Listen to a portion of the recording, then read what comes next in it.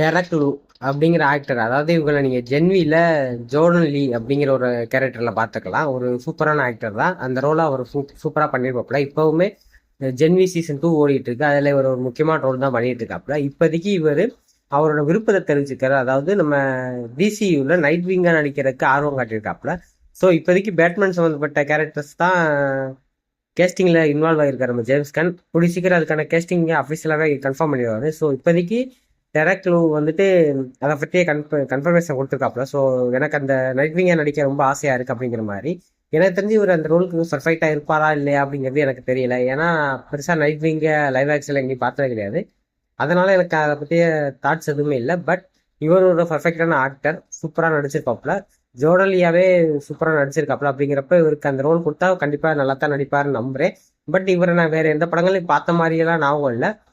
ஜென்வியை தவிர அவர் வேற படங்கள் நடிச்சிருக்காரா இல்லையான்னு எனக்கு தெரியல. பட் என்னை பொறுத்த வரைக்கும் ஜென்வியிலே இவரோட ரோல் சூப்பராக இருக்கும். அதனால இவரால் இந்த நைட் விங் ரோலையும் பர்ஃபெக்டாக பண்ண முடியும் நம்புறேன். ஸோ இவர் அந்த நைட் விங் ரோலுக்கு கரெக்டாக இருப்பாரா இல்லையா அப்படிங்கிற ஒரு தாட்ஸை கமெண்ட் பண்ணிட்டு இந்த வீடியோ பிடிச்சிருந்தா ஒரு லைக் பண்ணுங்க, சப்ஸ்கிரைப் பண்ணிக்கங்க. நம்ம அடுத்தடுத்த வீடியோ பார்க்கலாம். பாய்.